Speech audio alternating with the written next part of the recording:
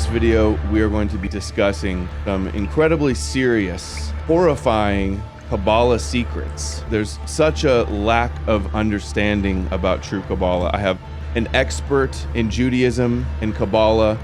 The research he has compiled in this is astounding. He has the most knowledge about Kabbalah, I think maybe more than any Gentile of all time, unless there's somebody else out there that I need to be referred to. And it's such a disappointment that so many other people in alt media, so many other people out there that aren't talking about this, aren't talking about Kabbalah. So I appreciate you for being here. Thank you so much. It was a very generous introduction. I hope I can live up to it.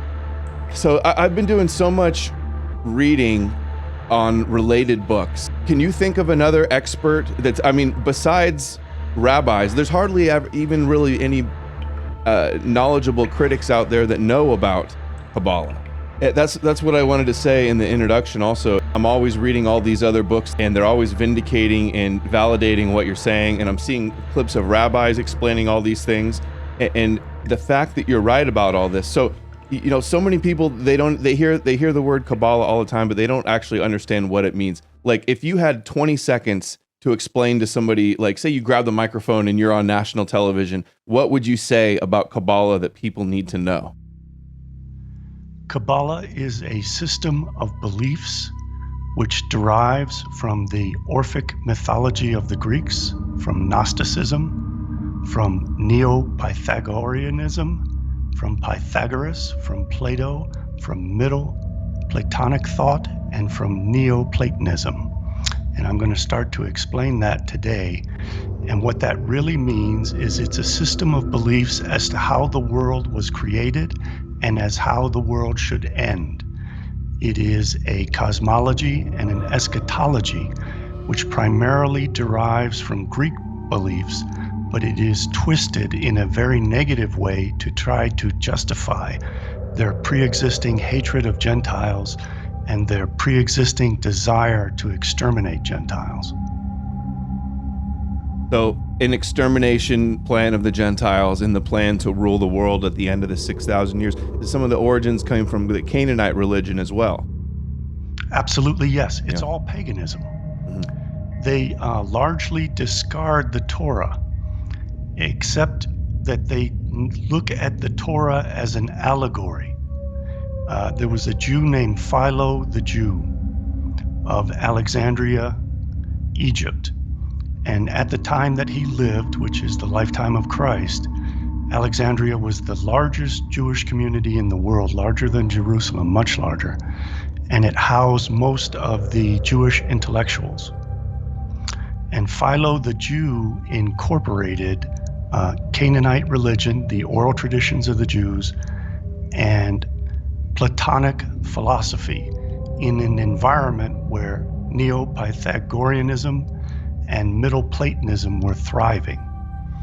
And he utilized the Torah as an allegory, just as Jacob and Esau represent Jews and Gentiles. He went through the Torah again and again and said that it was an allegory to these Greek ideas. Tohu and Tikkun is vitally important to what I'm going to be discussing today. It's directly to creation and the destruction of the present world that we live in, and the creation of the Gentiles, and the ultimate destruction, annihilation, genocide of the Gentiles.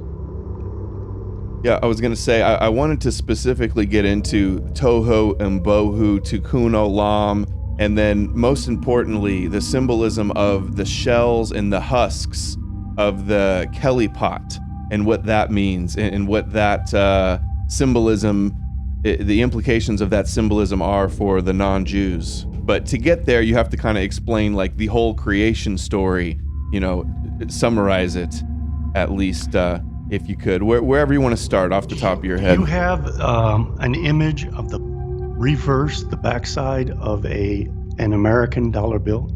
Yeah, it's up. Okay. If you look to your left, you'll see a pyramid. And the capstone on that pyramid is an eye emanating light.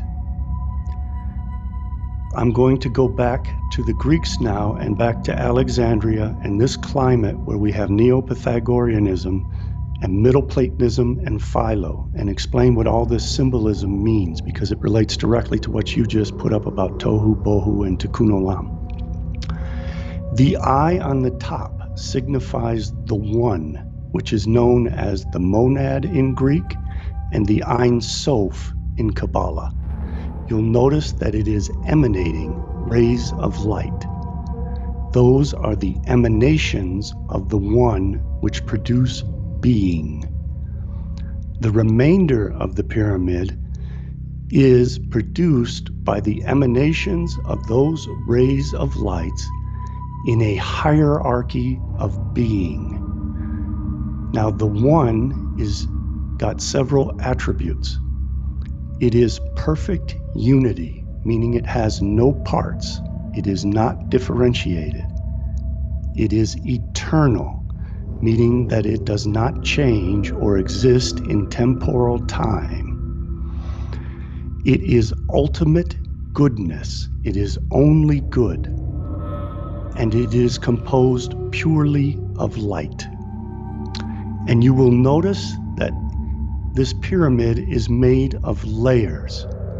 Those layers represent the emanations that pass from the top towards the bottom. Remember that emanation relates to descent down the hierarchy of being. And in the Greek system, the first thing to descend as an emanation is called nous. And that means mind or intelligence, and it contains the logos and the demiurge. The nous then emanates the world soul.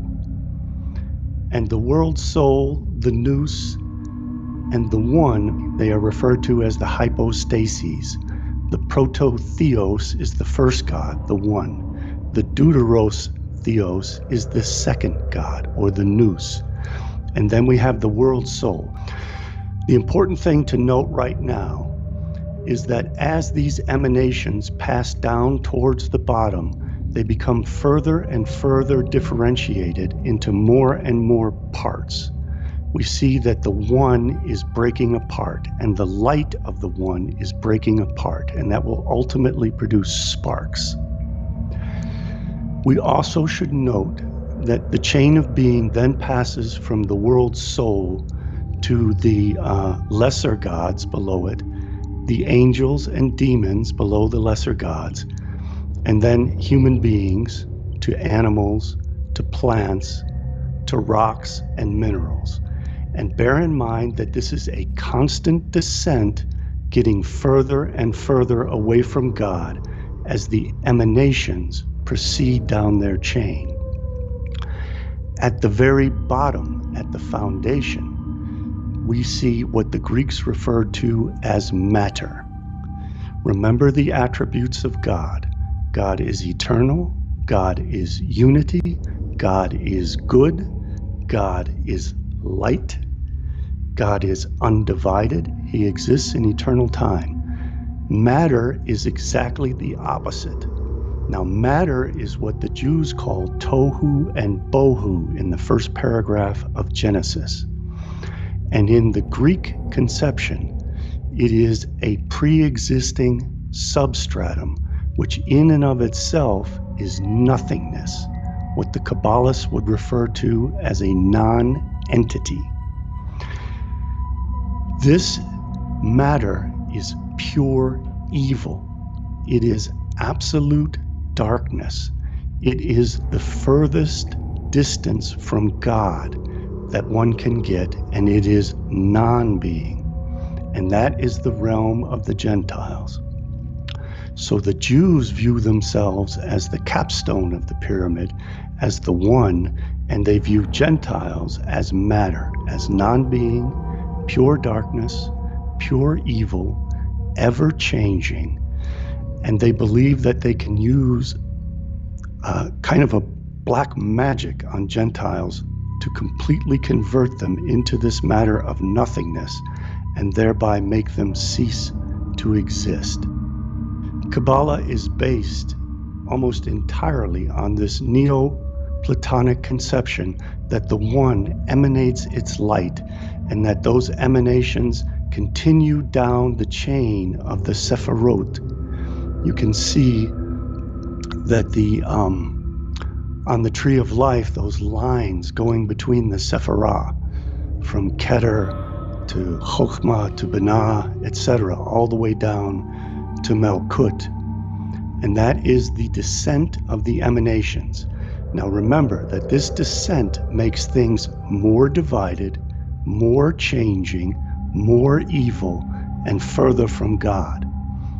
There is an opposite route that goes back up to God. And that is the route which the Greeks referred to as epistrophe. An epistrophe is descent. Now in Genesis chapter 28, verses 10 through 19, it discusses Jacob's ladder. Now, as I said, Kabbalah takes the stories of the Old Testament and of the Torah specifically as allegories. And this allegory of Jacob's ladder is the ascent of the angels up and down the ladder to the gates of heaven, as well as the descent down the ladder to the gates of hell. And you'll notice in this picture, again, we have the one as a body of light like the sun emanating its rays of light. And as the emanations proceed downwards, they approach the darkness of matter, and they start to separate further and further, creating more and more differentiation. And you can see that they break down into sparks, and that those sparks become greater in number, less significant, and more shrouded in evil darkness as we proceed toward the base of the hierarchy of being. Now, the Kabbalists view themselves as wanting to engage in epistrophe. They want the ascent up the ladder towards the one. And Kabbalists practice the old ancient belief of the mystics and in mysticism that there can be an ecstatic reunion with the one. That ecstatic reunion with the one means that the Kabbalists utilize knowledge, wisdom, and understanding to elevate themselves up the ladder, the great chain of being, as it's called, the hierarchy of being. And by doing that, they lose their sense of self. It is referred to as the death of the ego, and they become one with the one, not separated from it, not differentiated, not temporal and changing, but the perfection of the one that they refer to as the Ein Sof. And the mystics said that that was an ecstatic transcendence that one experiences when they ascend the hierarchy of being through epistrophe, and that is the opposite of emanation. Instead of the light being projected downwards from the one, the Ein Sof, it is the light returning back to its origin, back to the one, so it forms a cycle. And then it becomes what Aristotle referred to as the final cause. It would be the goal of the emanation to ultimately return through epistrophe to the one, so that the many are returning to their source. Now, if we go back to the dollar bill, would that be possible? Yes. There's a lot of symbolism there that we can now understand better. If you can go over to the pyramid, at the base of the pyramid, you'll see that it says 1776 in Roman numerals. It utilizes Roman numerals because that signifies gematria, because the letters are also numbers, which is the basis of gematria. Anuit Cryptus is composed of 12 letters, signifying the 12 signs of the zodiac and the 12 tribes of Israel and Judah. The Novus Ordo Seclorum is New World Order and signifies the world to come. In the world to come, the Jews will have elevated the earth along the hierarchy of being to equal what is in heaven, the throne of God on the seventh heaven on the planet Saturn. So they are going to be making the earth like the planet Saturn.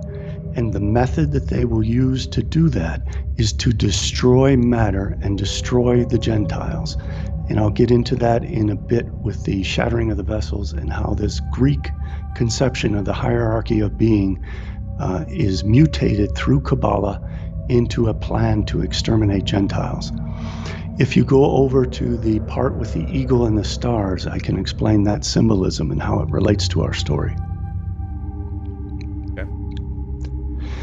You'll see above the eagle that there are 13 stars. Again, when stars are differentiated like that, it represents the sparks of Kabbalah, the emanations as they proceed down the chain of being and become further and further differentiated and further enshrouded in darkness in the shells and husks of the darkness of chaotic matter. Remember that matter is tohu and bohu of Genesis. You'll see that those stars are arranged in the pattern of the Star of David with a star in the center.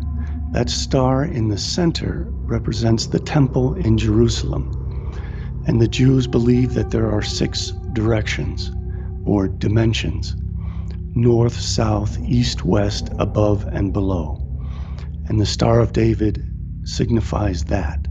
But the Star of David is initially the star of Remphan, and it signifies the planet Saturn. E pluribus unum means out of many, one. Now you will recall as we descend, as we emanate from the one down the hierarchy of being, the beings become more differentiated, more particular. They are no longer unity. And at the base of matter, they are infinite. So what this is symbolizing is taking that many, which are the Jews, and restoring them to the unity of the one, which is the Ein Sof. And that is what the Kabbalistic symbolism on the back of the dollar signifies. And it's a good introduction to Kabbalah. And it was Freemasons that put this on the dollar bill, and Freemasonry is based upon Kabbalah and Temple of Solomon and basically Judaism themes. If you can get that image, William Blake's painting of Jacob's Ladder again. So again, we see the one emanating light. Going down the hierarchy is emanation. Going up the hierarchy is epistrophe, rising. E. Michael Jones would refer to it as the rising of the Logos. That means that the little seeds of the Logos, which contains the divine plan and the forms in the form of logoi spermatikoi, which means seeds of the Logos, go down. Now, the way that this is explained in Kabbalah from its roots in Greek philosophy is that as the emanations of light project their light onto the blank substratum, which is chaos and void, the matter referred to as tohu and bohu, at the very bottom rung of the chain of being, those forms which exist as ideal forms in the nous, in the mind of God, which is the first emanation, those little seeds come down and give forms that we can perceive that chaotic matter. Now in Kabbalah, those forms take the form of Jews having different souls from Gentiles. Jews have those little sparks, the logoi spermatikoi, within their souls. Their souls contain those sparks of divine light as the differentiated emanations of the Ein Sof. But in Gentiles, those sparks are not contained in their souls. They simply loosely hover over the Gentiles so that the form of the Gentile exists as a phantasm, as a non-being in that chaotic matter. And that is why the Zohar refers to Gentiles as tohu and bohu. It means that they are simply reflected shadows and forms that are caused by these sparks of the emanation, but do not contain these sparks. That means that if the Kabbalists, through the process of tikkun olam, can raise those sparks, which hover over the Gentiles, they will free that light, and then epistrophe will occur, and the light will elevate up the chain of being, up the hierarchy of being, and escape from the Gentiles, who are shells of darkness and who are purely evil. When that happens, those sparks, which gave form and existence to Gentiles, will no longer be in the realm of chaos and void, tohu and bohu. Therefore, the Gentile whose spark is elevated will cease to exist and will resolve back into nothingness. Matter is nothingness. It is pure evil. Now, Adam found some quotes from Schneur Zalman and Joseph Yitzhak Schneerson that he asked me to analyze. And this is the basis upon which we should analyze those quotes. Because Schneerson, who was the sixth Rebbe, utilized his Kabbalistic black magic to defeat Gentiles by resolving them back into non-entities. And if we read the precise quotes, we will see that what he is referring to is taking the divine sparks away from Gentiles so that their matter, their tohu and bohu, resolves back into nothingness, because Gentiles are what he calls non-entities, what Plotinus, the Neoplatonist who forms the basis of Kabbalah, would call nothingness, matter. So this is from a book, someone sent me this on Twitter, An End to Evil, Heresies Goyim Amalek, which interesting that, they're saying Amalek is Goyim and they're all evil. The first Hasidic discourse, this was delivered in 1920 by the seventh and final Rebbe Schneerson, right? It was the father or the father-in-law of Schneerson, Rebbe Schneerson, the seventh. Father-in-law, yeah. So what he says here, he says, Amalek is the first among the nations, and in the end he shall be destroyed, the root of the 7 evil nations, and they're separate from. It says, the same is also true, though keeping in mind the distinction between holiness and its opposite, with the other side on the tree of life, with regard to the forces of unholiness, which are collectively termed Kalipa. Amalek, personifying the toughest Kalipa, is the spiritual source and root of all the nations, yet he is distinct from them. So all the nations, they say, are basically Amalek or Edom. The conclusion of the above verse, and in the end he shall be destroyed, seems to imply that the Kalipa of Amalek contains no element that can be salvaged by means of the divine service called beririum, the sifting and refining of the material by elevating the divine sparks embedded within it. The Kalipa of Amalek, so it would appear, cannot be rehabilitated into something positive and thereby brought to a state of rectification, tikkun.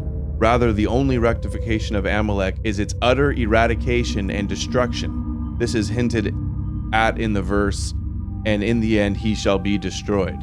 Amalek's consummation is its destruction. Comments? So what that is saying, remember, tikkun is the ascent up the ladder of the hierarchy of being. So by raising the sparks, you are now depriving matter, chaos, of those sparks. So it is the end of Gentiles, because the ideal forms will no longer be presented to matter, so the creation of the Gentiles will be destroyed. And the end times and tikkun is the process, the inversion of emanation. It is ascending the ladder and not descending the ladder. And in that story of Jacob's ladder, the angels are ascending and descending. Descending is falling. So what the Rebbe is calling for is for Gentiles to continue to fall until they are eradicated, while at the same time the earth and the Jews are raised up, ascend the ladder towards the source of the light, and become rectified and redeemed in that process, as Gentiles are destroyed in that process. And it says that they are non-entities in here as well. That is a reference to Gentiles as being what the Greeks called matter, nothingness. Now let's start to get into the cosmology of Kabbalah, and then we'll end up at the eschatology of Kabbalah. So we're going to get into the creation myth.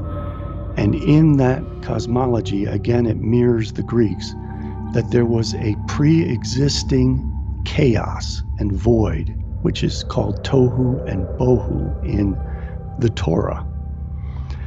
Now, this is a system of pantheism in both the Greek and Kabbalah, because what happens is the Ein Sof, which is the one in the Greek, in the Kabbalistic system contracts itself. Remember that it is perfect unity, light, eternity, undifferentiated. So in order to create beings, there has to become the particular. There has to become differentiation, a multitude of things. And there has to be a space and a time in which these things can take form and in which they can change, because again, the one is eternal. There is no change within it. So the Ein Sof, as its first act of love, contracts itself. And this creates an emptiness, a chaos, and a void into which it then emanates the first emanation of the tree of life, Keter, Adam Kadmon. And this emanation of light then projects its light to the next emanation, Chokhmah, which then projects its light to Binah, and so on, all the way down. And as it descends, it gets further and further from God. But the Kabbalistic system deviates a little bit from Plotinus' system at this point.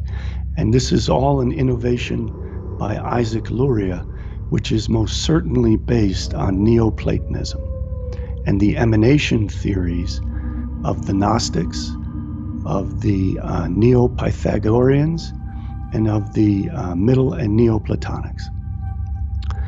Now, what Luria said, so that he could get around this idea of this pre-existing chaos which exists in Genesis and which mirrors the Greek, especially in Plato's Timaeus, which is the substratum of matter, which is purely evil and has no forms until the demiurge takes the forms from the mind of the one and imposes them as light on this darkness to give them forms. Think of it this way.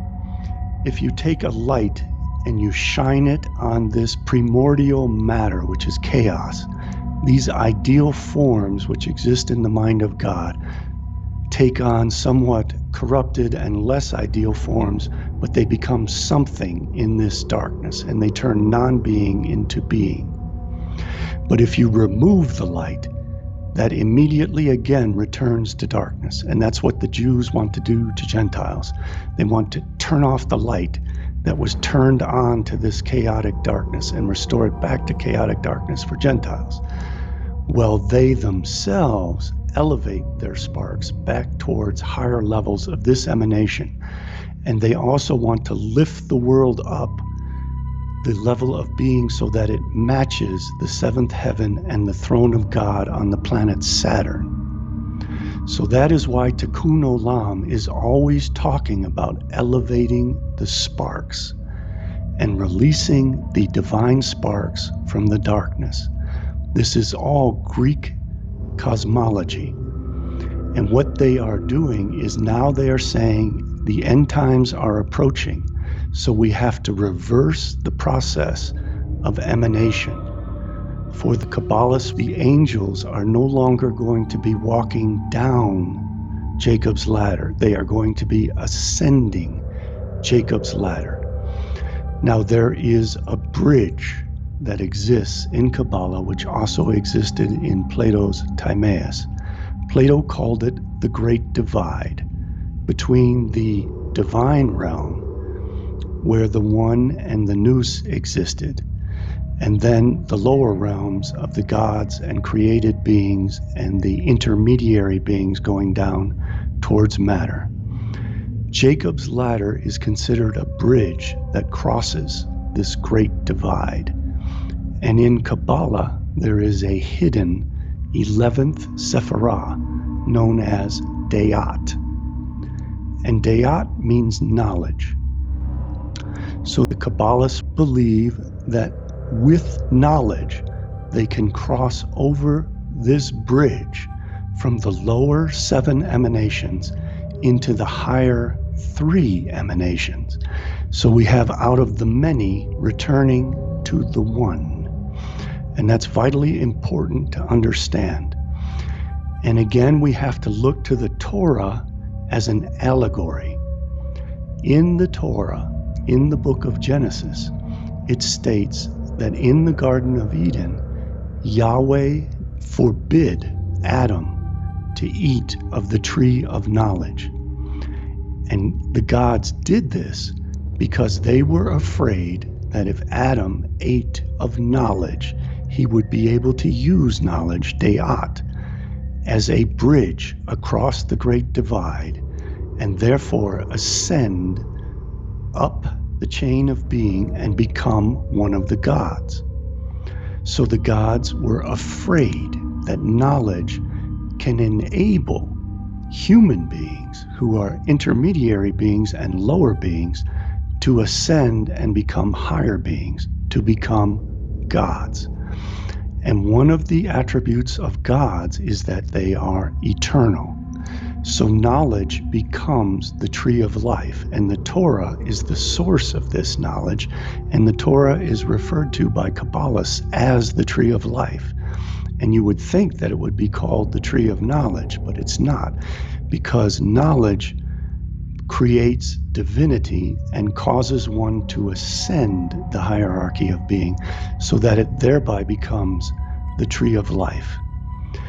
So this is vitally important to understanding the Kabbalistic agenda, because just as the gods tried to prevent mankind from eating of knowledge and gaining Dayat so it could cross the bridge over the great divide between the realm of the divine and the realm of the mundane, the Kabbalists tried to prevent Gentiles from gaining knowledge.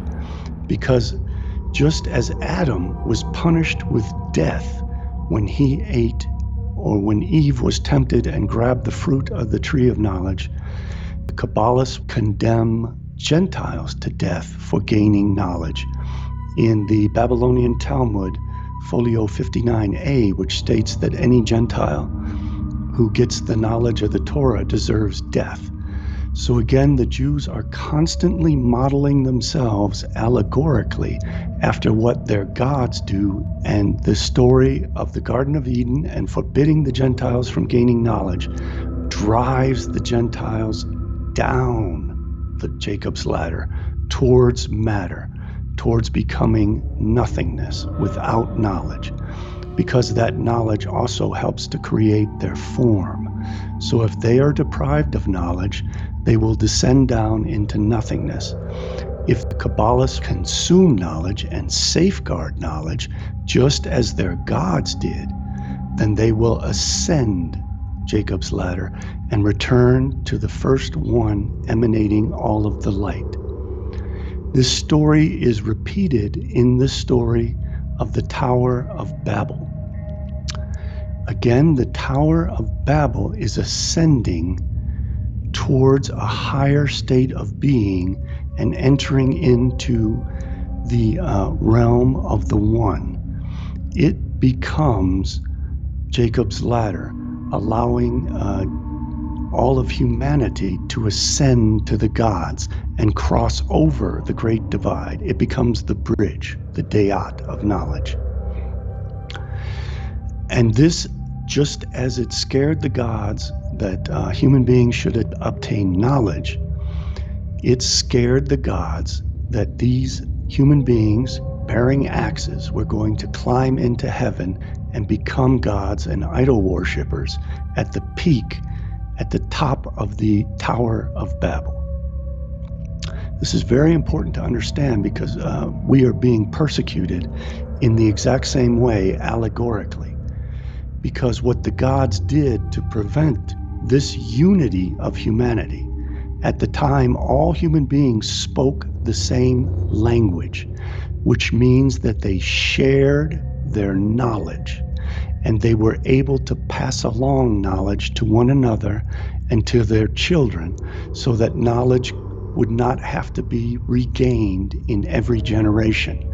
In other words, they were allowed to progress up the hierarchy of being, up the chain of being to become gods. And that scared the gods. So what the gods did was they shattered the Tower of Babel, shattered all the knowledge, and lowered human beings down the chain of being back into the realm of matter and material. And at the same time, they made every human being speak a different language so that there could be absolutely no unity among human beings. Remember, unity is an attribute of the One. So they differentiated human beings, stripped them of their knowledge, and stripped them of their ability to communicate with one another and share their knowledge and allow their knowledge to progress, especially from generation to generation. So the Tower of Babel is actually a repetition of the story of the Garden of Eden, conveying the exact same lessons to the Jews. Now the Jews view themselves as gods of the earth, just as Yahweh and Shekinah are gods of the heavens. And they want to make the earth as above, so below, and they want to perfect the earth so that the earth rises up the chain of being to heaven. In order to do this, what they do is they atomize Gentiles. They pit Gentiles against one another, which is the same lesson as the Tower of Babel, of creating different languages. And they do this on the internet by creating echo chambers. These echo chambers are the exact same process as the Tower of Babel, where everyone has the potential to speak one language on the internet. They start to ban certain forms of speech, and they create echo chambers where people searching for information get fed directly back into the same cycle of information that their group is permitted to engage in, but they are not allowed to communicate with others. And this is the process of the Tower of Babel, of differentiating the Gentiles to make them more like evil matter and drive them down the chain of being away from the unity of the One.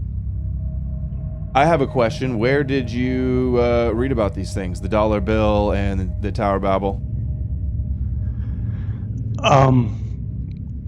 There was a book that I read just recently that was written by, I think, Farrell and DeHart, called Transhumanism.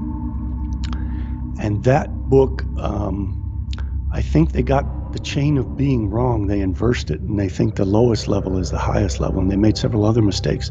But it talked about the Tower of Babel and the fact that the Tower of Babel leads into plurality and the division of the one, and is utilized by the gods as a means of keeping human beings from progressing. In terms of the dollar bill, those are all my unique insights as far as I know. But it became immediately apparent to me when I thoroughly came to understand and read Plotinus's Aeneads. Plotinus wrote 6 books in the form of 9 tractates each. Aeneid means the nines. And in this, Plotinus lays out his theories of the hierarchy of being and of the trinity of the one, the nous, and the world soul. And when I pieced that together and I considered Plotinus's conception of matter as nothingness and matter as pure evil, the furthest distant thing from God on the chain of being to the point where it becomes non-being, it all clicked for me. And now I should explain the cosmology of the emanations. So as I said, the Ein Sof contracted itself to create a space for differentiation, for particular things, for a plenitude, a multitude of things to exist, and in which they could change in space and time and reorder themselves. That vacuum that he created is referred to as the Tzimtzum. And he then projects an emanation of himself into that Tzimtzum that becomes the Adam Kadmon and the Sephirotic tree of life. These emanations are of powerful, divine, radiant light. And Isaac Luria introduced matter, the Greek matter, the pure evil, into his system in the form of vessels, which contained this radiant light in the 10 Sephirah that become the Sephirot. So that these vessels form a shell, a husk, a container for this light. And the top 3 containers held, but the lower 7 containers, which are the lower 7 Sephirot on the tree of life, shattered. And when these lower 7 vessels shattered, they formed the Tohu and Bohu, which is the primordial chaotic matter of the Greeks.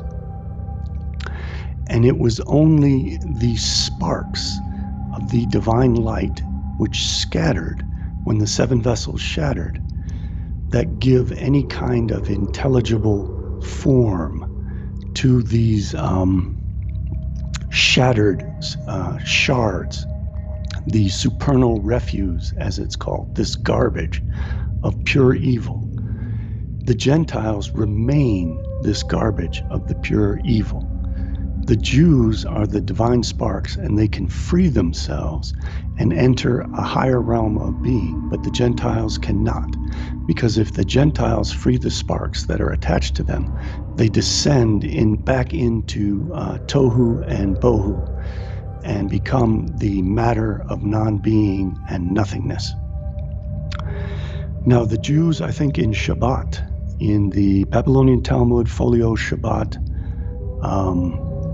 Folio 88a or 88b, I think it is, state that as long as there is a single Jew alive who studies the Torah, the state of being of the universe will continue to exist. But if every Jew were to abandon the Torah, then all of the knowledge would be lost and the entire world would dissolve and resolve back into Tohu and Bohu and become nothingness. So that is why the Kabbalists view it as vitally important that they become Jacob in the tents studying the Torah, Well, Esau is the animal, the darkness, the shells, the Caliphot, out in the fields providing the means for sustenance for the Kabbalists to engage in this Torah study. So all of these Greek ideas are utilized as a justification for their pre-existing hatred of Gentiles and their belittlement of Gentiles, because they place Gentiles on the lowest rung of the ladder of being, and they place themselves on the highest rung of the ladder of being as polar opposites. They are the light, they are goodness, they are eternal, they will inherit the world to come. Gentiles are exactly the opposite. Gentiles are pure evil, Gentiles are pure darkness, Gentiles are temporal as opposed to eternal, and will cease to exist. And the world to come can only be created by removing the darkness from the present world and elevating the state of being of the present world to the heavenly world. And that entails killing off the Gentiles. Just wanted to show something real quick here. This is the Megillah 6a. It's the Talmud. It says, God said to him, Esau is wicked. Isaac said to God, yet will he not learn righteousness?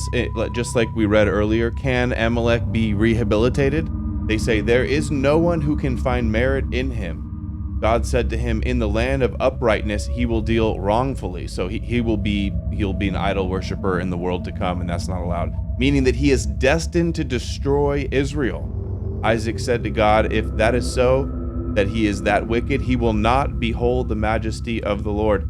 This concept that Esau hates Jacob, we are genetically predisposed to anti-Semitism because we're jealous and mad that they stole the birthright. So they believe that, and then at the same time, they also teach in the Talmud. Can I interject a few insights into that last passage, because I think it's significant. Yes. Well, if go you ahead. Can back up and show it.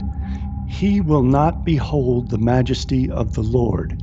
That is the ecstatic reunion with the One that the mystics had long before Talmud and Kabbalah came into existence. That is elevation. That is epistrophe, ascent up to the higher planes and up to this ecstatic reunion with God. Now, Esau cannot rise up the ladder of being. He has to descend because he is composed only of material. In theology, we have three basic theories in Christianity and Judaism, Gnosticism, and Platonic thought. We have creation ex materia, which means that creation is made out of the pre-existing chaotic substance of darkness, which is matter. We have creation ex deo, which means creation from God, which is the emanation theory, that God projects its divine light, and these sparks of light become the Jewish beings. That is pantheism.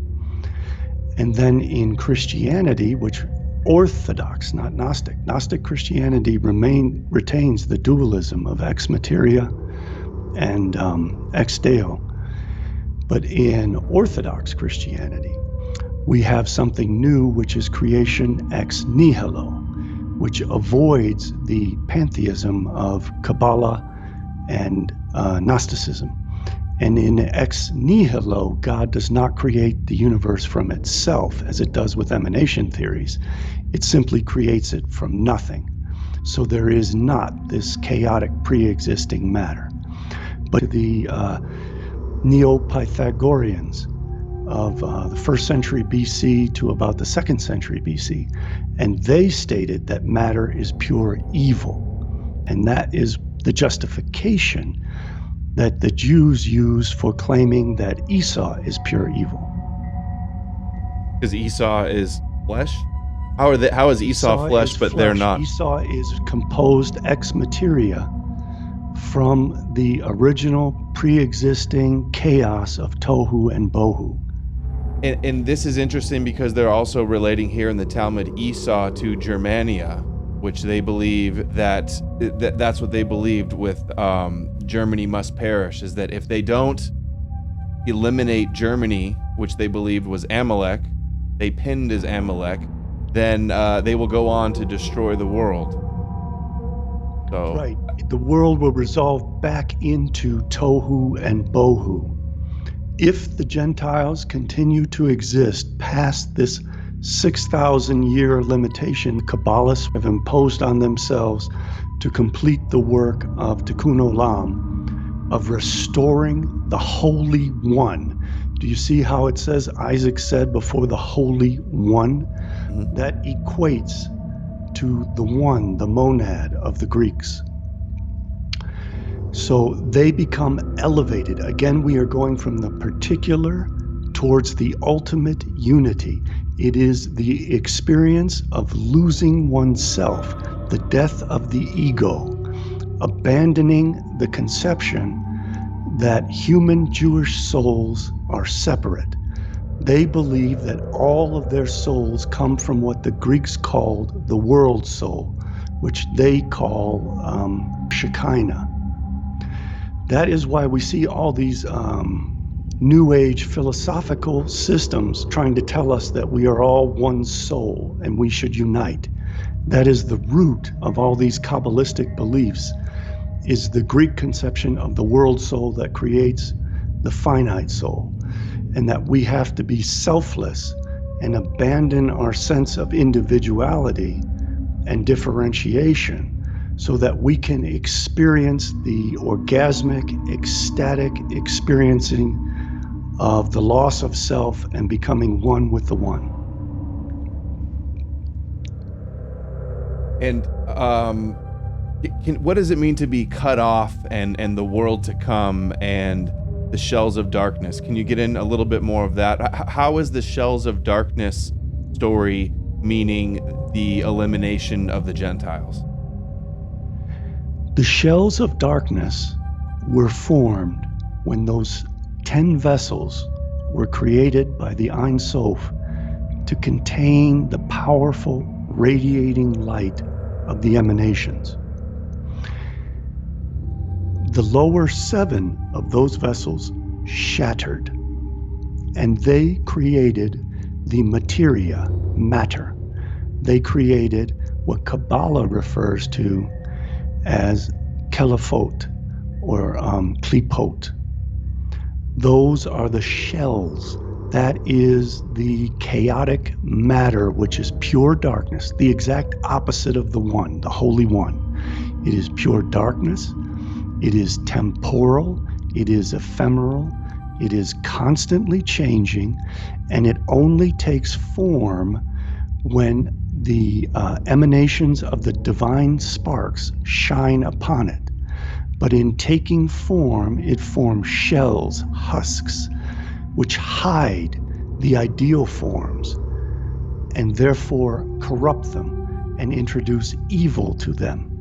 So it is the mission of the Jews to separate these divine sparks from the shattered vessels, which turned into shells and husks, concealing these divine sparks, and freeing these divine sparks so that they can be elevated and climb up Jacob's ladder towards the gates of heaven. It is the process of creating the ascent. And we have to look at this as a constant cyclical flow. They are constantly driving the Gentiles down because they believe that the Gentiles are demons and shells. They are driving it down the chain of being, the hierarchy of being, towards raw matter. Well, they are lifting the Kabbalists up the chain of being by freeing the sparks from this matter. And in terms of Greek thought, what they're doing is freeing the emanation through allowing it to have knowledge and allowing it to have wisdom and understanding, which elevates the light back to its source. And they drive the Gentiles down by depriving them of knowledge and this light. They are also doing this with transhumanism, and that is they are feeding us corrupted foods to drive us down the hierarchy of being to become mineral. And they are doing this first by veganism, to keep us from eating meat. Recall that the next level down in the hierarchy of being from human beings is animals. So they want to keep us from eating animals. And you are what you eat, so they are practicing alchemy and spiritual alchemy against Gentiles and driving them down. So that when the Gentile diet is deprived of meat, Gentiles descend further down the hierarchy of being towards absolute darkness. They next have corrupted plants with GMOs and fertilizers, which are composed of minerals.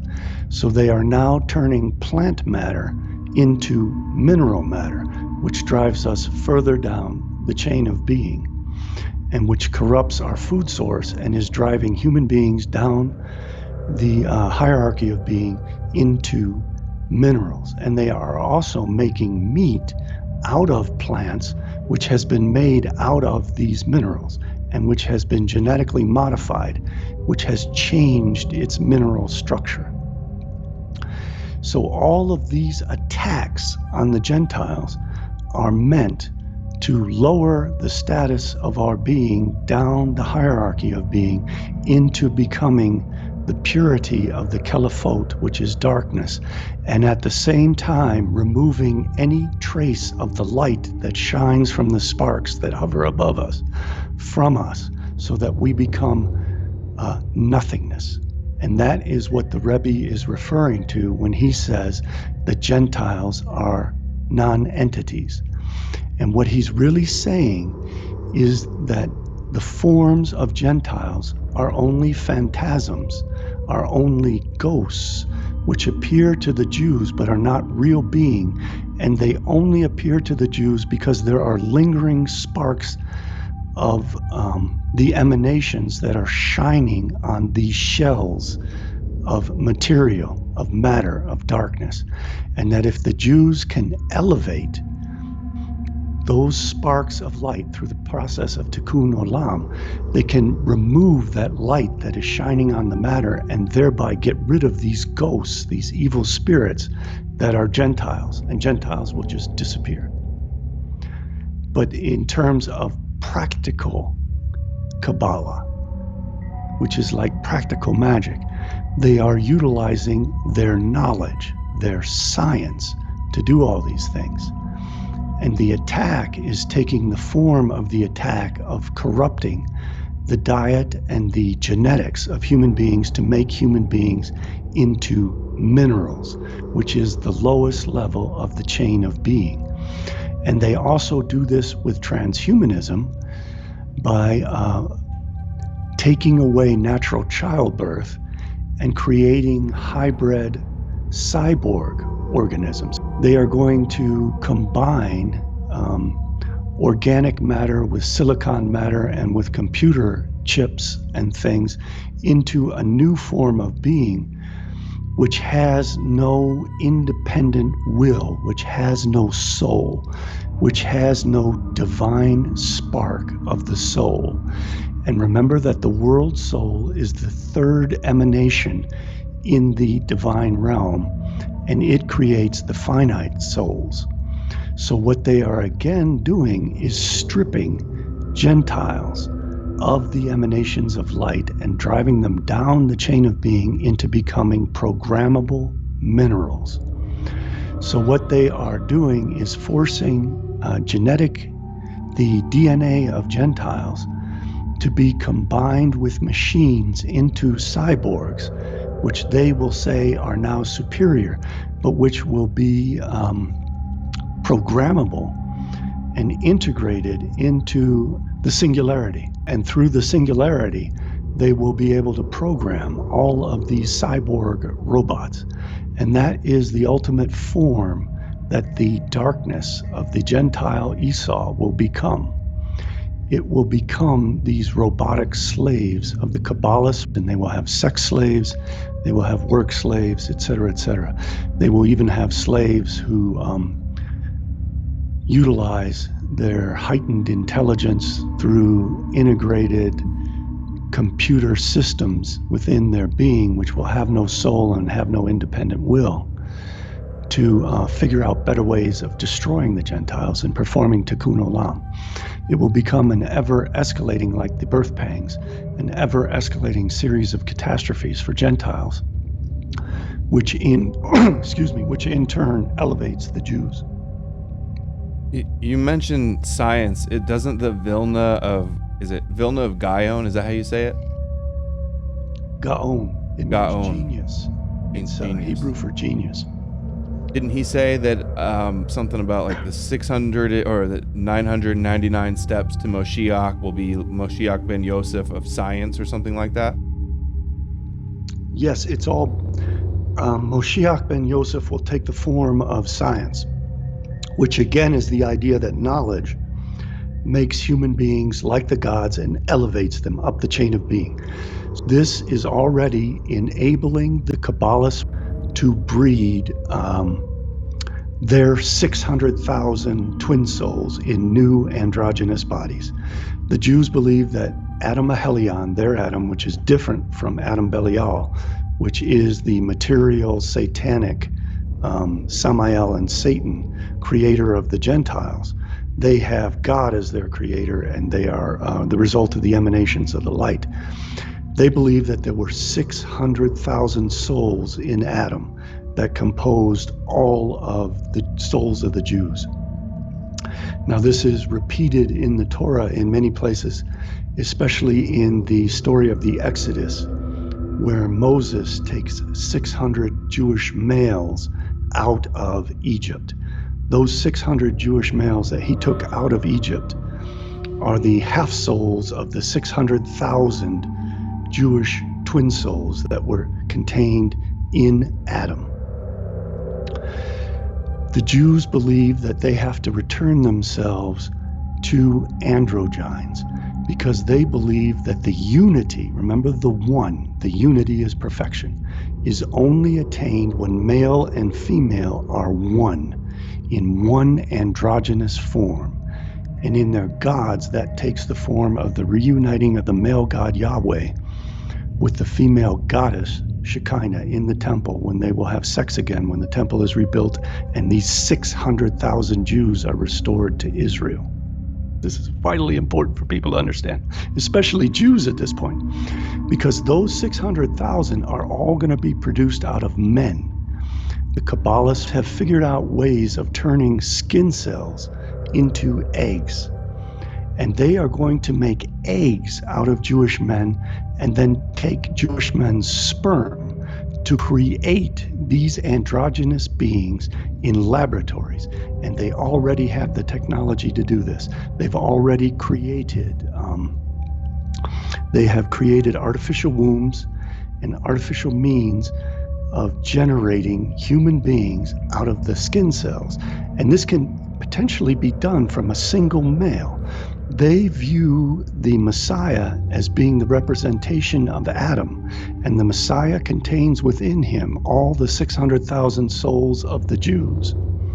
So it is possible that Kabbalists are going to completely exterminate all of humanity, including every single Jew except the Messiah, and then they are going to create their immortal, transhuman 600,000 Jews out of the cells of a single Jewish male who will be the Jewish Messiah. And that's also very similar to the story of Noah, where Noah's family created the entire population of humanity. And I suspect that's exactly where this is headed. And the Jews had better take note of this and take it as seriously as the Gentiles, because this is where it's headed.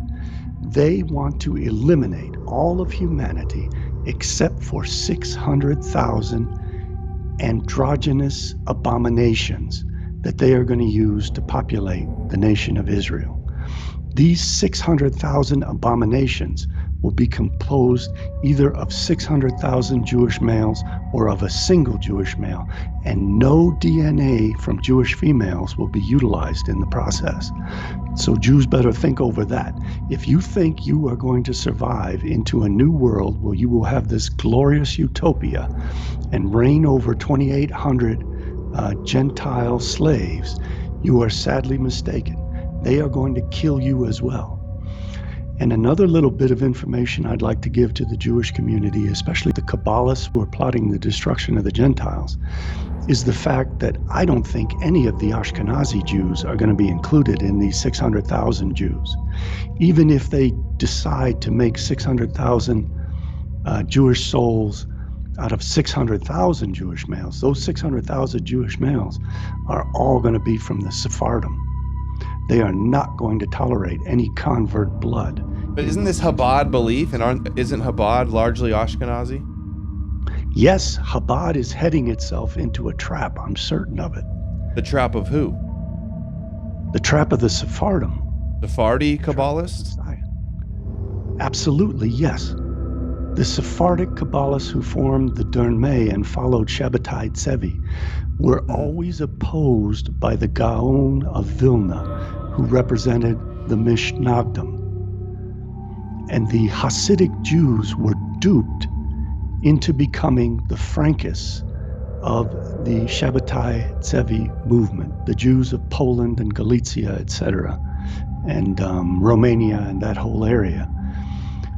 The Ashkenazi Jews were duped into becoming Zoharites and abandoning the Torah and doing the exact opposite of the Torah by the Sephardic Jews of the converts of Shabbatai Tzevi. Now, the Gaon of Vilna understood this, and he opposed it. But the Gaon of Vilna interpreted Kabbalah in the exact same way, that there are 600,000 Jewish souls. That's why the Gaon of Vilna said that Israel has to be founded by 600,000 Jews. But genius that he was, I don't think he ever realized that their ultimate plan was to kill off the Ashkenazim, as they did in the Holocaust to some extent, in favor, and use the Ashkenazim in the same way they utilized Gentiles to create a future world in which there will only be 600,000 Sephardim. I can't prove all that at this point, other than proving it as a logical conclusion based upon the premises a priori. I can't prove it a posteriori. To do that, I'll have to find some document plotting that, or we'll have to wait and see what happens. But based upon the way that they are engineering the technology, which has become the evil serpent and the Moshiach ben Joseph, and the Gaon of Vilna understood this very well. This is the opening of the gates of wisdom in the year 1840. This is a part of that change in the last 400 years and the 999 steps which are described in the Zohar. The rainbow appears with its 7 colors.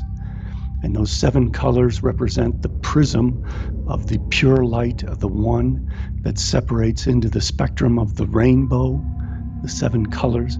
That's how we get back to the rainbow of Noah when mankind is recreated through one family. This is a repetition of the same allegorical stories of the Torah over and over again. That is what we're going to see when we get to the eschatology of Kabbalah, the end times. In the end times, we will again see a projection of the white light of the one through the prism of Dayat, through the prism of knowledge, into the spectrum of the 7 colors. And that's why we see the Noahide flag, the 7 colors of the flag of Noah, represented everywhere, because we're going to experience another flood of another kind, which will reformulate humanity. And it is going to reformulate humanity exclusively into 600,000 androgyne abominations that will be created in laboratories in Israel. And they have the technology as we speak now in Israel to do it. Why have they developed this technology, and why does it fit exactly with what the Kabbalah state should be the eschatological end of the world for the world to come, I find it difficult to believe it's a coincidence. And Jewish people are under the same threat as Gentiles, especially the Ashkenazim. To play devil's advocate, what would you say to people who claim that, like, this is just, fringe radical rabbis that don't have any power or influence to carry out this agenda? I would say that the rabbis carrying out this agenda are most strongly represented by Chabad Lubavitch, which directly controlled through his family, Donald Trump, controlled Vladimir Putin through his personal rabbi, Beryl Lazar, and control Benjamin Netanyahu through his personal connection to the seventh and final Rebbe who was considered the Messiah, Menachem Mendel Schneerson, and through the Likud party, which is controlled by Chabad Lubavitch. So we see that these people control directly the three most important and powerful people in the world for a period of 4 years. They have no less control over Joe Biden. Similar control through his vice president, whose husband is Jewish and believes in Tikkun Olam, which is what this is all about, and through a man named Ron Klein, Klain, who is Biden's Kushner. I'd say also that the top sages and the top rabbis in the Jewish community definitely have some level of influence over the Jewish billionaires as well that are so influential. Oh, absolutely. The top Jewish bankers are all Kabbalists. The Rothschild family derive from Talmudic scholars and Kabbalists. It is a Kabbalistic agenda. And in what I said before, I also want to point out that it is true that many Jews are not aware of all this and are not participating in all of this, and I am appealing to them to utilize their finances and their power to end all of this, and I am letting them know out of my love for them that this is a plan for their destruction as well as mine and as well as of all the Gentiles. The Jews are going to go down hard in the end times, the same as the Gentiles, all except for these 600,000 androgynes they're going to create. Can you talk a little bit about the 6,000 years and the 6 days of creation and what year we're in now and what that means, and how they're prepping for the end times, like the Sabbath and Shabbos Goys? A little bit on that, please. Yes. The Jews believe that the 7-day week is in fact a representation of 7,000 years. In Psalms, it states, or is it Proverbs? It states that 1 day is for the Lord 1,000 years. So that they believe that the inception of the creation of Adam starts their calendar. And that the first 2,000 years of their calendar was from Adam to Abraham and the age of the patriarchs. And that the next 2,000 years was from Abraham to Jesus, which was the age of Aries. The first age was Taurus, the golden calf, the bull, which gives rise to Aries, the goat, the sheep, the ram's horn, and the Jews. That gives way to Pisces, which is the age of Christianity. And in their scheme, it's really 2,150 years, I believe, but they calculate it as 2,000-year periods of each of these ages of the zodiac. Remember that the world of the material is created with temporal time, and that temporal time is cyclical, and the zodiac has 12 signs, and we run through the zodiacs in this 6,000-year period. This 6,000-year period is the period that begins with the emanations of Adam Kadmon. Again, this is all taken by the adepts, the ones who really know Kabbalah. They don't literally think it was the beginning of creation. They see it as an allegory of the beginning of civilization. So 6,000 years ago, civilization started. Now, what was the age preceding Taurus? The age preceding Taurus was Gemini, the twins. Who are the twins that existed before civilization? The twins were Jacob and Esau. You have a pre-existing polar opposite of materialistic, evil Gentiles as the twin Esau, and you have the twin Jacob as the divine light, the eternal twin who will survive this 6,000 years. After Pisces, we have the age of Aquarius. Notice that the age of Aquarius is represented on the zodiac as a single man. That single man is Jacob. It is only Jacob who survives the cycle of the zodiac, going from Gemini to Aquarius. We see the age of Pisces is the twin fish. The twin fish are Christianity and Judaism, molding the age of Pisces to perfect the world by creating an empire that the Gentiles, Christians, will create. And at the end of the age of Pisces, which was about the year 2000 on the calendar of Anno Lucis, the Gregorian calendar, on Anno Lucis, it's the year 6000. On Gregorian, it's the year 2000. But on the Hebrew calendar, which is the calendar that the Gaon of Vilna used to calculate, it hasn't happened yet. We're not yet to the Hebrew year 6000. 5781. So there's only, if these guys have their way, we have 19 years left before they have to eliminate Amalek and Esau. Well, it's a little bit more than that. I think it's more like 200 something years. But anyway, we are approaching it, and they will do it as soon as possible. In that last 400 years, they try to accelerate things and make it worse and worse, just like the pangs of birth of a woman. Her contractions become more frequent and more severe as time passes. And that's what they want to have happen to the Gentiles. Getting back to the zodiac, all of this relates to an Orphic god, Phanes Protogenus, the bringer of light and the first begotten. If you look at a picture of Phanes Protogenus, you'll see that Aries is at the peak of the zodiac. So he's right in the middle of that, and that was the age of the Jews. And we are transitioning from Gemini to Aquarius.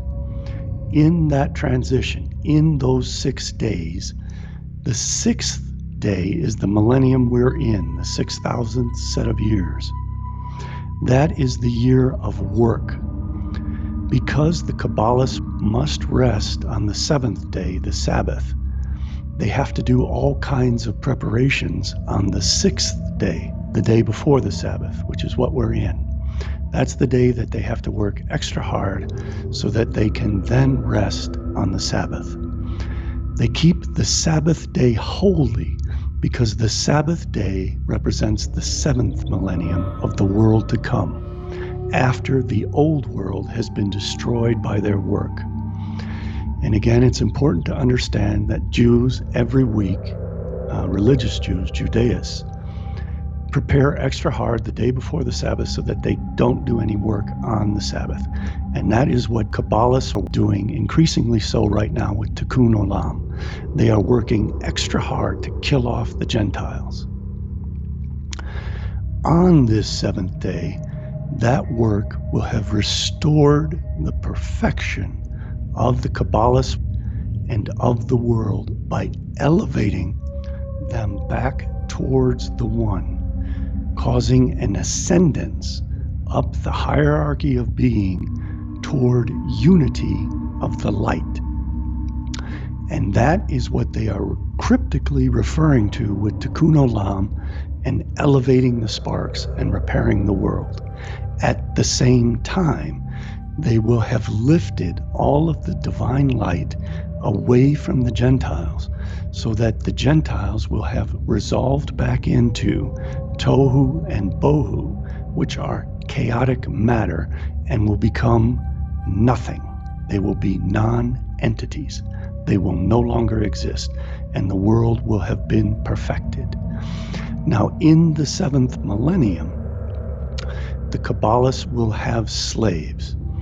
In the old days, I don't think they fully envisioned what they see today as being these cyborg, transhuman, post-gender abominations of programmable robots, cyborgs, connected to this matrix of the singularity with no soul or no will to serve as their slaves. In the old days, they envisioned that they would have 2,800 Gentiles in the 7th millennium to be their slaves, but that's no longer the plan. They're going to completely exterminate Gentiles because they have to, as the process of tikkun olam, as the process of eliminating the shells, the kelephot, the klipot. They have to get rid of Gentiles in order to perfect the world, in order to do tikkun olam and elevate the light of the sparks. They do tikkun olam by observing the 613 mitzvahs, and 3 of those are about destroying, cutting off the seed of Amalek and the memory of Amalek. And Amalek, it's anybody that doesn't believe they're chosen. It's conflated to mean all Gentiles. It's conflated to mean Esau. They say it's a descendant of Esau and just like Esau. So even just that's another example of the extermination, annihilation of Esau and Amalek in the end times. Absolutely, and it is specified in the Zohar that Amalek is tohu and bohu, meaning material chaos. So the process by which they engage in these mitzvot is removing the light, removing knowledge from Gentiles, atomizing Gentiles like the Tower of Babel, separating Gentiles so that they cannot unite against the Kabbalists, just as they pit Christians and Muslims against one another. That is the same thing that happened with the Tower of Babel. So they are stripping Gentiles of knowledge as they themselves acquire the technology and knowledge which makes them rise the chain of being to become gods, to cross over the bridge, the dayat of knowledge, from the mundane realm to the heavenly realm. Now, in terms of Shabbos Goyim, Shabbos refers to Shabbat. Shabbat is a reference to the planet Saturn, the 7th heaven, the throne of God.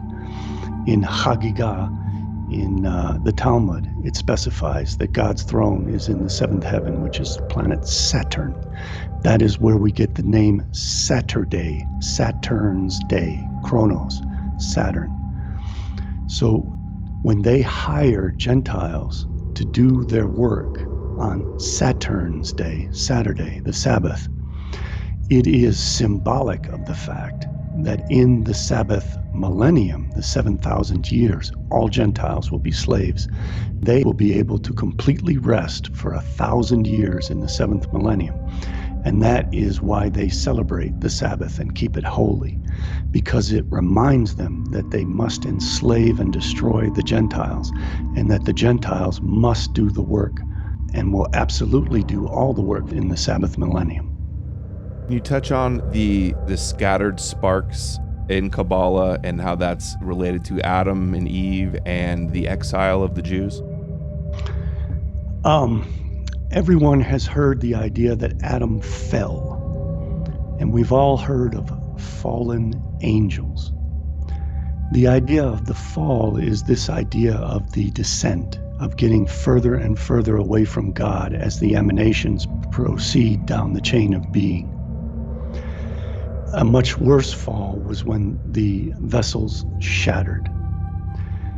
The shattering of the vessels in the most esoteric and occult beliefs of the Hasidics are transposed from this Neoplatonic belief in emanations in the sense and of creation ex materia, in the sense that when Adam tried to acquire knowledge and elevate himself up the hierarchy of being to become one with the one,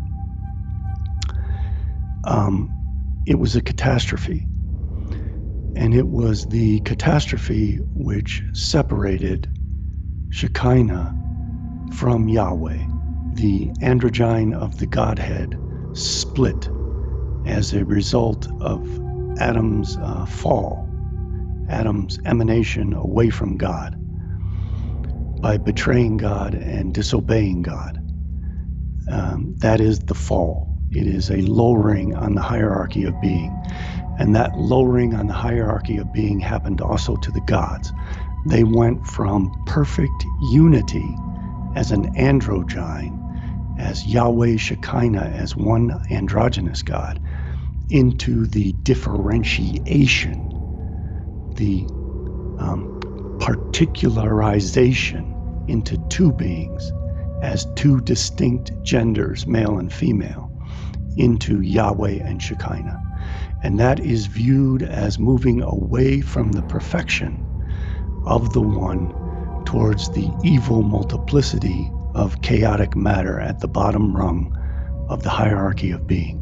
So it happened to the gods as well, and it was Adam's fault.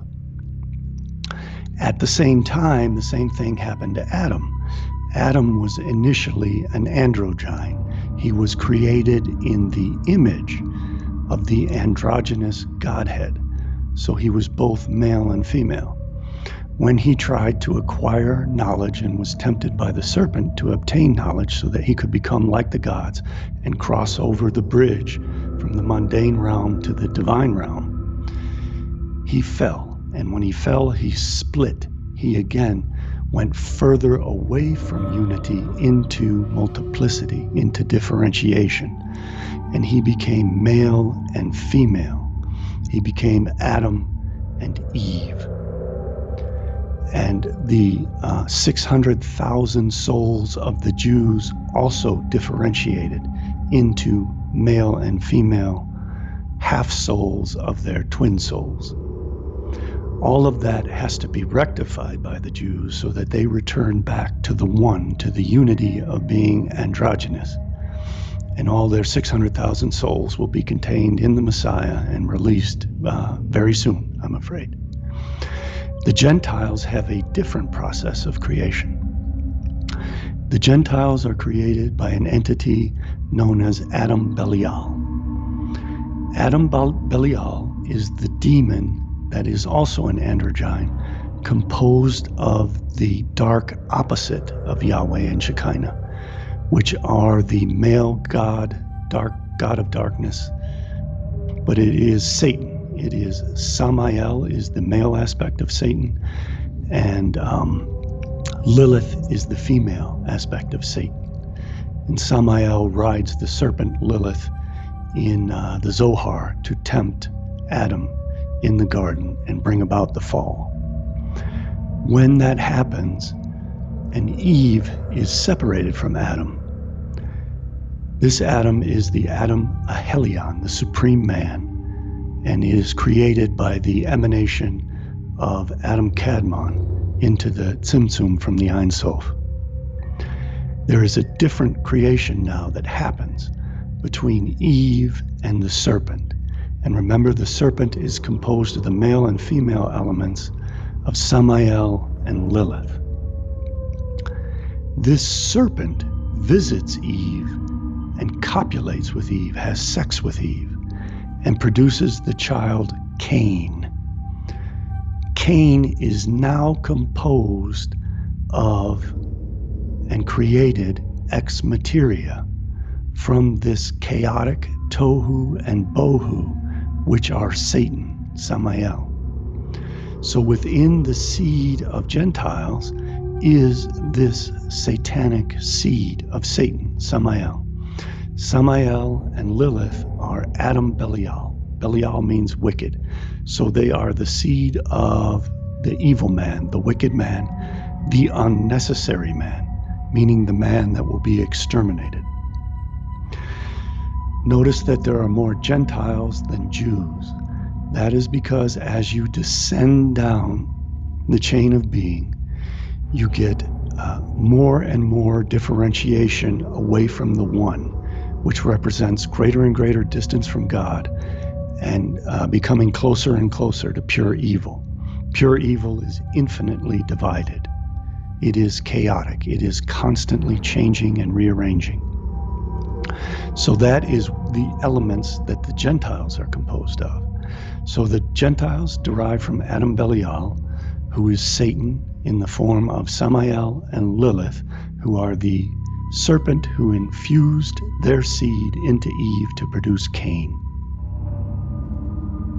And Cain is the ultimate father of all Gentiles and is composed of the Caliphot.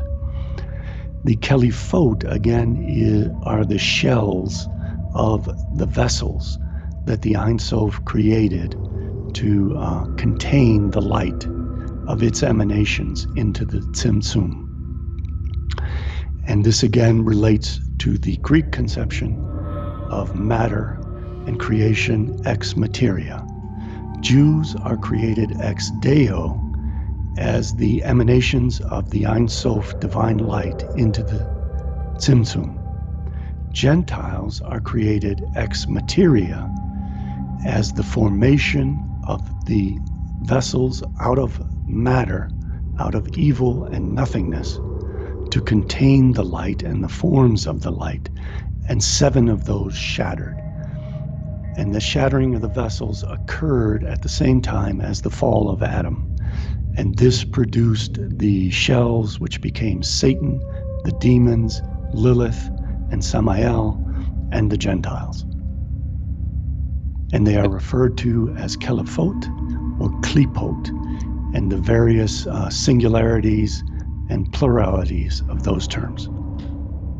So I just saw somebody in the chat object and say that the Kelipot has nothing to do with Gentiles, but that it's shadows. So I just wanted to refute that real quick. Here's one way I'll do it. Gershom Scholem, he was the professor of mysticism, so Kabbalah at the Hebrew University. Well-known scholar. He says here, the Gentiles who are designated as Esau or Edom will suffer the opposite fate. They receive their light in this world at a single stroke, but it will depart from them gradually until Israel shall grow strong and destroy them, when the spirit of uncleanliness shall pass from the world and the divine light shall shine upon Israel without let or hindrance. All things of the peels or the husks or the shells of darkness, that's the hindrance. All things will return to their proper order, to the state of perfection which prevailed in the Garden of Eden before Adam sinned. In the redeemed future, uncleanliness, i.e. the Gentiles, and the unfit, and death will be abolished. And here's one more, same book. Lurianic Kabbalah strove to inculcate in every Jew a sense of duty to elevate the sparks and to bring about the ultimate tikkun of creation. It said, all Gentiles are referred to as profane and Kelipa, whereas Israel alone is called sacred. All the other nations are profane. So one of the most... It's just a singular form of Kelipot. Exactly. So the Gentiles, Edom, Amalek, Kelipa, they're all the same thing. This is all code, and they have all these stories about how we're evil and that we have to be eliminated in the end times. And that code also relates to the idea of keeping knowledge away from the Gentiles. And it also relates to the story of the Tower of Babel, where they are speaking a language which is unintelligible to Gentiles to conceal their plans for the destruction of Gentiles. Here again it says, the last divine sparks of holiness, when the shattered vessels, the light and the vessels shattered, which fell at the time of Adam's primordial sin into the impure realm of the Kelipot, the Hylic forces of evil whose hold in the world is particularly strong among the Gentiles. Again, associating the Kelipot with the Gentiles. So the scattering of the light. To note the phrase, have not been gathered back again to their source. Yeah. So we are going from the one to from the many back to the one. We are ascending the hierarchy of being, which is on the back of the dollar bill. E pluribus unum, out of many one. So the Jews are being restored to the one, while the Gentiles are being scattered and destroyed to become nothingness and to descend through the gates of impurity into the realm of the Kelipat. This is explained in the clip with Rabbi Laitman, where he says that they are the aliens of light from another dimension that are here and have to connect with one another to lift each other up. Exactly. They are higher beings. They are intermediary beings that are higher on the hierarchy of being and will become higher still as they elevate the sparks of their divine emanation. And just as Adam and Eve sinned and were kicked out of the Garden of Eden, and in the creation Kabbalah story, the shattered vessels, the light scattered, the Jews were scattered into exile, and they have to return and be lifted up and return back and destroy the Gentiles. Absolutely. It is a process of losing the self to restore the unity of the one. Collecting the sparks of Shekinah, which is the Jews, from the Hus, the Gentiles, in which they are held captive, as in captivity and exile, by the dark power or the other demonic side, which is, in Lurianic Kabbalah, is the Gentiles. The other side of the tree of life, the three satanic spheres. Better than the tree of life, think of the hierarchy of being. At the top, you have God. At the bottom, you have Satan. That's the real other side. And here also, Israel's exile is not a consequence of its sin at all, but it is rather part of a plan designed to bring about the destruction of the Kelipat all over the world. That means the extermination of the Gentiles. The kingdoms of evil, or the Gentile nations, will collapse of itself, for its existence is made possible only by the divine sparks in its midst. So the world only exists because of the Jews. That's that teaching. That what you said is true, but what it means in terms of what I'm explaining is that the divine sparks are like the logoi spermatikoi. They are Plato's ideal forms that have been brought down to the material of matter at the lowest rung of the hierarchy of being. And these ideal forms, though they are corrupted, create the forms that we perceive. Now, by taking away the knowledge that the Jews have, and by taking away these divine sparks which scattered from the emanations when the vessel shattered, what they are doing is removing any connection to the ideal forms in the mind of God to matter. And in so doing, they are restoring matter to its primordial existence as nothing, complete chaos and void, which is nothing. So by stripping Gentiles of knowledge, they are casting Gentiles into hell and non-existence. You, a couple times, you don't mean to, but you have referred to the Jews as the scattering of the vessels.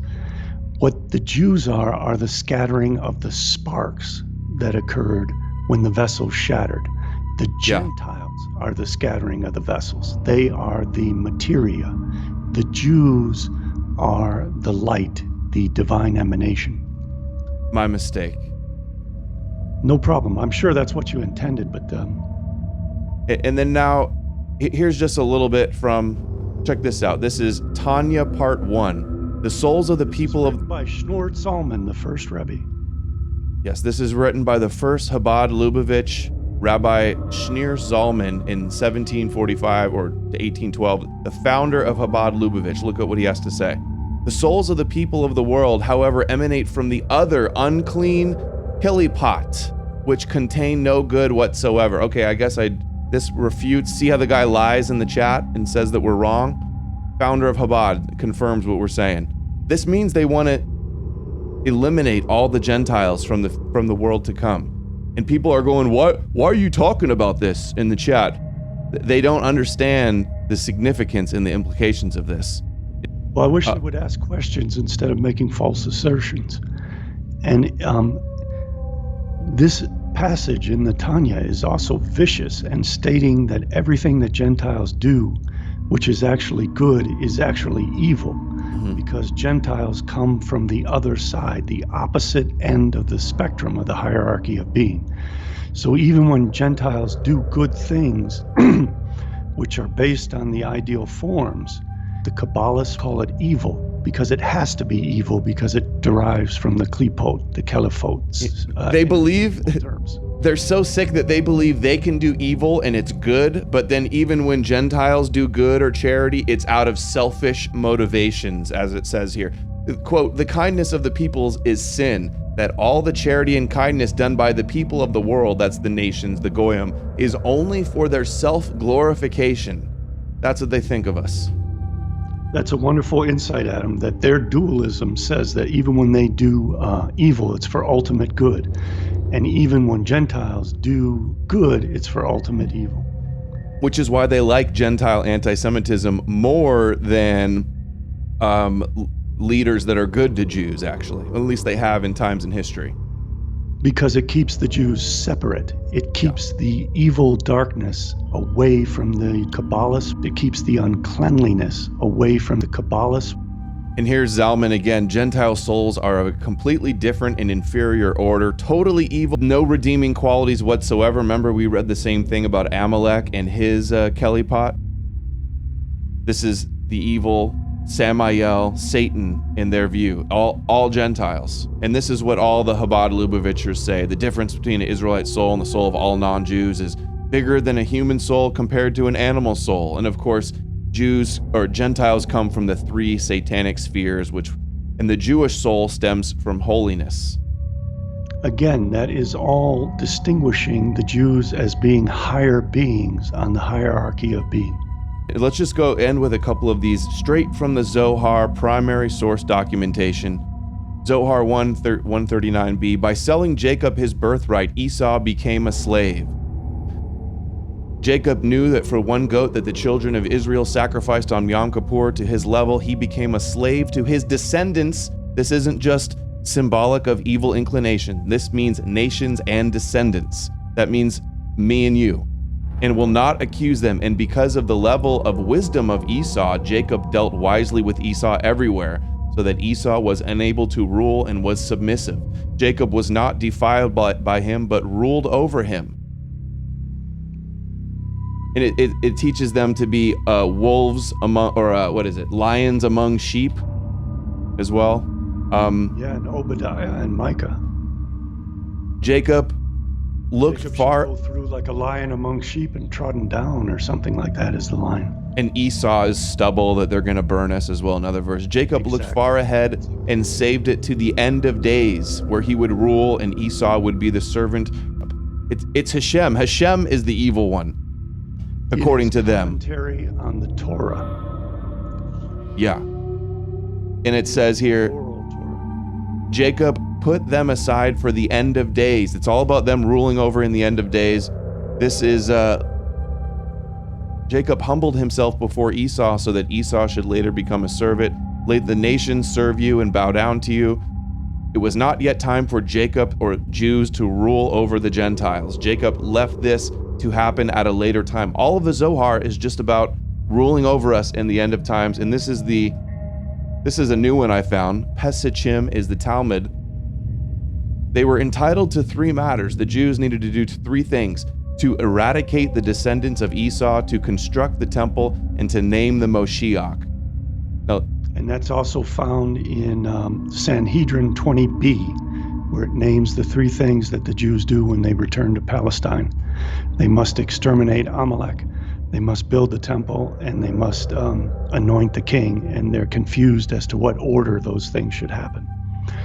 Didn't you also find something, Zohar 143b, that talks about the world to come? Yeah, we'll end on that one right now. But just I wanted to emphasize that usually when we hear of these three things happening, they associate the elimination of Amalek. So here we see that you can basically interchange Esau and Amalek. And Esau, rabbis saying that America and all Gentiles are Esau. The Christian European West is all Esau. And here they have in their Talmud, Edom is another code word. Edom, yes, that they're going to eradicate the descendants. Descendants means people. This is genocidal. Zohar 1:143b. But at first Jacob received above only, that means the world above heaven, and Esau received below. After King Messiah, their Moshiach, will arise, Jacob will receive above and below, and Esau will lose everything.